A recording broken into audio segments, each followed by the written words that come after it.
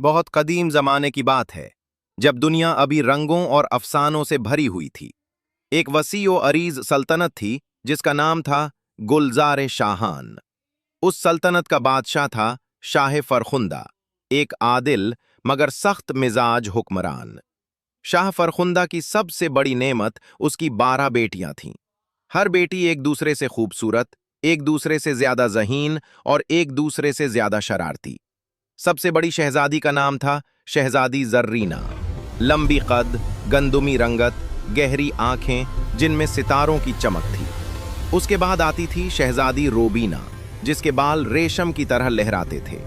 फिर शहजादी जमुर्रद, शहजादी याकूत, शहजादी नीलम, शहजादी फेरोजा, शहजादी लाल, शहजादी मरजान, शहजादी अंबर, शहजादी बलोर, शहजादी गौहर और सबसे छोटी शहजादी सीमाब, जो सबकी लॉडली थी और सबसे ज्यादा शरारती भी।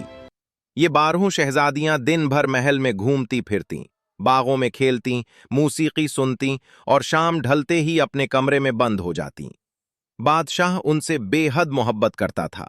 वो चाहता था कि उनकी शादियां बेहतरीन खानदानों में हो जाएं ताकि सल्तनत मजबूत हो। मगर एक अजीब राज उसके दिल में कांटे की तरह चुभ रहा था। हर सुबह जब शहजादियां अपने कमरे से निकलतीं तो उनके नए रेशमी जूतों में बड़े बड़े सुराख होते। जूते रात भर में ऐसे फट जाते जैसे कोई उन्हें पहनकर मीलों का सफर तय कर आया हो। पहले तो बादशाह ने सोचा शायद जूते कमजोर हैं। उसने सबसे महंगे चमड़े के जूते मंगवाए, सोने चांदी के तारों से कढ़ाई वाले। मगर अगली सुबह वही हाल, जूते छिलनी। बादशाह परेशान हुआ।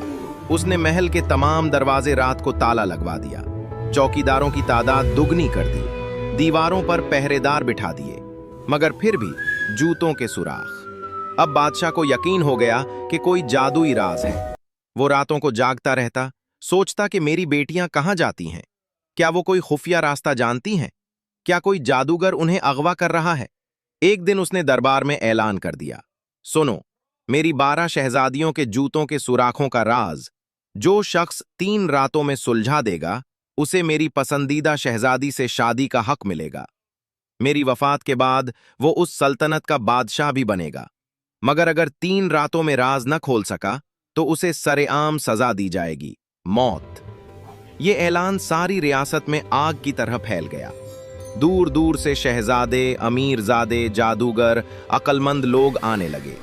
हर एक को यकीन था कि वो ये राज खोल लेगा। पहला शहजादा आया, शहजादा फरहाद, पड़ोसी रियासत का वारिस। खूबसूरत, बहादुर मगर मगरूर। बादशाह ने उसका शानदार इस्तकबाल किया। रात को उसे शहजादियों के कमरे के बिल्कुल करीब एक कमरा दिया गया। दरवाजा खुला रखा गया ताकि वो देख सके। शाम धुली तो सबसे बड़ी शहजादी जर्रीना और दूसरी शहजादी रोबीना कमरे में आए। उन्होंने शहजादे को शरबत का एक खूबसूरत गिलास दिया। आली जनाब, ये शरबत पी लीजिए, रात बहुत लंबी है, थकावट दूर हो जाएगी। शहजादा फरहाद ने शरबत पी लिया। चंद लम्हों में उसकी आंखें बोझल हो गईं। वो बिस्तर पर गिरा और गहरी नींद सो गया। सुबह जब उठा तो देखा शहजादियां अपने कमरे में हैं, जूते फटे हुए, मुस्कुराती हुईं। शहजादा शर्मिंदा हुआ। उसके पास कोई जवाब न था। बादशाह ने हुक्म दिया और शहजादा फरहाद को सजा दे दी गई। उसके बाद एक के बाद कई और आए।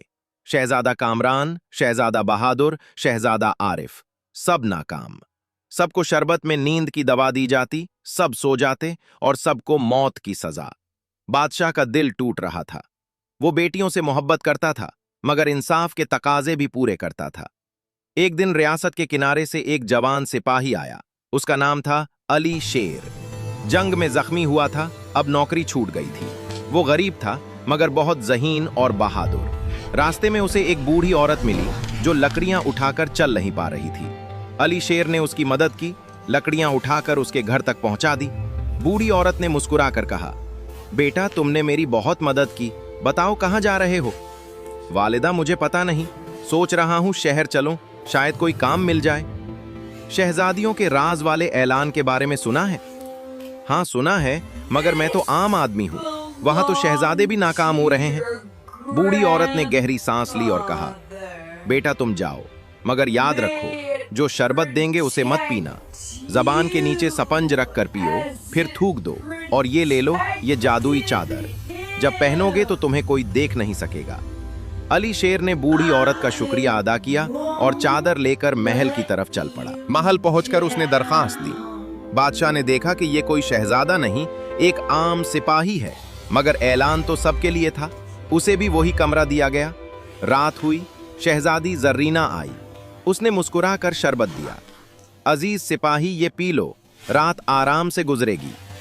अली शेर ने शरबत लिया, जबान के नीचे सपंज रखा, झूठ बोलकर निगलने का ड्रामा किया और शरबत थूक दिया। फिर बिस्तर पर लेटकर खराटे लेने लगा।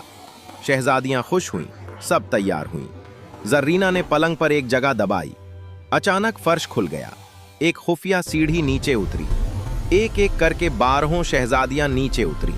अली शेर फौरन उठा, जादुई चादर ओढ़ी और चुपके से पीछे पीछे चल पड़ा। अंधेरे में चलते हुए छोटी शहजादी सीमाब बोल उठी, बहनों, मुझे लग रहा है कोई हमारे पीछे है। जर्रीना ने हंसकर कहा, अरे सीमाब, तुम्हारा वाहमा है, कोई नहीं है, चलो तेज चलो।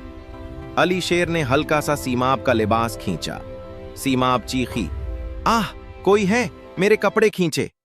बस करो, वाहमा मत करो, शायद किसी कील में फंस गए। वो आगे बढ़े। पहला बाग आया जहां तमाम फूल चांदी के थे। हवा चलने से चांदी की पत्तियां खनक रही थीं। अली शेर ने एक चांदी का फूल तोड़कर जेब में रख लिया। अगला बाग सोने के पत्ते वाला, सूरज की रोशनी की तरह चमक रहा था। अली शेर ने एक सोने का पत्ता तोड़ा। फिर तीसरा बाग हीरों से भरा, हर तरफ रोशनी चमक रही थी। अली शेर ने एक हीरा भी लिया। आखिरकार वो एक बड़ी झील के किनारे पहुंचे। वहां 12 खूबसूरत कश्तियां थीं। हर कश्ती पर एक खूबसूरत शहजादा बैठा था। शहजादियां एक एक करके सवार हुईं। अली शेर छोटी शहजादी सीमाब की कश्ती में चुपके से बैठ गया। शहजादा बोला, अजीब बात है, आज कश्ती बहुत भारी लग रही है। सीमाब हंसी, शायद तुम्हारा दिल भारी है, चलो चलो। कश्तियां झील पार करके एक शानदार जेर जमीन महल में पहुंचे। वहां मौसीकी बज रही थी। 12 जोड़े रक्स करने लगे। अली शेर भी चादर ओढ़े देखता रहा। शहजादियां हंसती, नाचती, थकती नहीं थीं। रात गहरी होती गई। सुबह के करीब 3 बजे सब वापस लौटने लगे। अली शेर सबसे पहले वापस पहुंचकर बिस्तर पर लेट गया। शहजादियां आईं तो देखा वो सो रहा है। ये सिलसिला 3 रातों तक चला। हर रात अली शेर सबूत लाता, चांदी का फूल, सोने का पता, हीरा।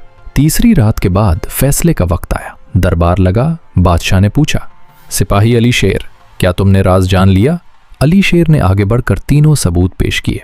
आली जनाब, आपकी शहजादियां हर रात एक खुफिया सुरंग से नीचे उतरती हैं, 3 जादुई बागों से गुजरती हैं, चांदी, सोना, हीरा, फिर झील पार करके एक जेर जमीन महल में जाती हैं जहां 12 शहजादे उनका इंतजार करते हैं। वहां रात भर रक्स करती हैं। यही वजह है कि जूते फट जाते हैं। दरबार में सन्नाटा छा गया। बादशाह ने शहजादियों को बुलाया। पर्दे के पीछे से उन्होंने सुना। जरीना ने सर झुका लिया। जी हाँ अब्बाजान, ये सच है, हम एक लानत में मुब्तला थे। एक जादूगर ने हमें ये सजा दी थी कि हर रात रक्स करना पड़ेगा, मगर अब राज खुल गया। बादशाह खुश हुआ। उसने अली शेर को गले लगाया। बेटा, तुमने न सिर्फ मेरी बेटियों को बचाया बल्कि मेरी इज्जत भी बचाई। बोलो, किस शहजादी से शादी करोगे? अली शेर ने मुस्कुराकर कहा, आली जनाब, अगर इजाजत हो तो सबसे बड़ी शहजादी जर्रीना से। वो सबकी रहनुमा है और मेरी नजर में सबसे अक्लमंद भी। शहजादी जर्रीना शर्मा गई। बादशाह ने शादी का ऐलान कर दिया। पूरा महल खुशी से झूम उठा। शादी के बाद अली शेर को जानशीन नामजद कर दिया गया। शाह फरखुंदा ने कहा, जब मेरी उम्र खत्म होगी ये सल्तनत तुम संभालोगे। और फिर सब खुश रहे। रक्स अब सिर्फ शादियों और त्योहारों में होता था, ना कि किसी लानत की वजह से। और कहानी यूं खत्म हुई कि जो मेहनत करे, जहानत से काम ले और अच्छाई का रास्ता अपनाए, वो जरूर कामयाब होता है। अगर आपको ये कहानी अच्छी लगी हो तो वीडियो को लाइक करें और हमारे चैनल को सब्सक्राइब करना ना भूलें।